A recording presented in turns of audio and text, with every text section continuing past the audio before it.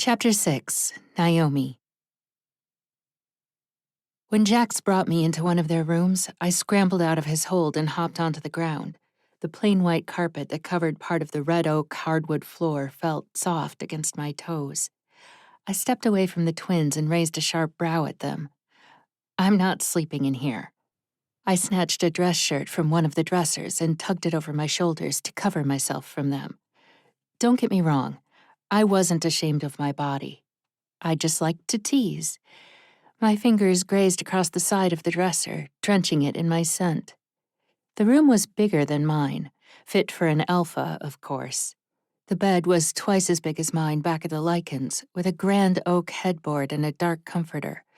It looked so comfortable that I wanted to hop right on with both of them, sink into the blankets, and watch the snow fall out of the large window across from the bed. Noah leaned against the bed, arms crossed and jaw tight.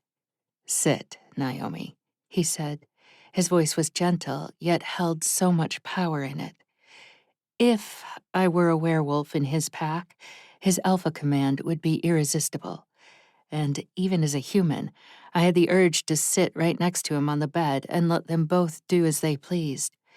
My fingers trailed across the blankets. No. Jack stood in front of the door. "Don't tell me that you want to sleep in your room after that." His shirt tightened against his biceps, and I swallowed hard. Business before pleasure, Naomi. Business before pleasure. Oliver had taught me that the hard way when he left. Everything I did, or at least tried to do, was business. Pleasure was a side effect. I gazed at Noah, who was staring intently at me again, capturing me with those big hazel eyes, trapping me. My breath nearly caught in my throat. After a few moments, I gathered my thoughts, tried not to give off any action that what I really wanted was to be bent over that bed and fucked senseless, and broke my stare with Noah. The air was warm, humid, hot, unbreathable. My God. My eyes traveled around the room again as I chanted my motto inside my head. Business before pleasure. Business before pleasure. There were no pictures on the walls, no sentiments on the side tables, just sleek oak furniture and black decor. So chilling, so utterly chilling. This wasn't Jax's room. It was Noah's. It fit him perfectly. Jax stepped toward me, and I glanced over at him. "I thought that you Lycans fucked all the time." He tilted his head, lip curling into a smirk. I raised a brow. "You thought that carrying me—" I stepped closer to him, brushed a hand against his shoulder, and lowered my voice. "In your big, strong arms to the bedroom was going to make me want to fuck you?" What a great moment to teach them the first lesson in battle. I smirked at them, finally regaining my sanity. "You'll have to try harder than that." Jack stepped closer. "Try hard," he chuckled. "You have it all wrong, little one."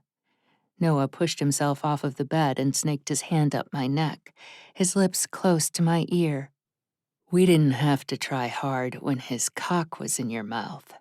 He softly gripped my chin between his fingers, but I knew that he could snap at any moment, and those fingers could dig into my chin so damn dominantly. "We didn't have to try when my fingers were in your wet little pussy, thrusting into you until you were begging." Jax's hand brushed against the front of my pussy. I shifted slightly, so I was standing between the two men and grazed my fingers up their abdomens, watching, analyzing how I affected them. Noah held my gaze so confidently that I thought I had no effect on him. But when his golden eyes appeared through his hazel ones, my lips curled into a smirk. He grabbed my hand, and in a moment I pulled both my hands away. "Of course you didn't have to try earlier," I said, "because I let you. It was the first and only way to teach notorious twins like you the first lesson of war." Jack scoffed. "Teaching us a lesson of war?" He crossed his arms over his chest. Sure, you have trained with the Lycans, but when have you ever fought in a war? I raised a brow and smirked. Offended that I played you at your own game, Jax?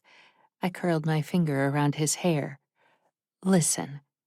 I gathered all of the damn sanity that I had left with these two, knowing that they would take it again within a few days. I'm not here to fuck you both, no matter how hot you are.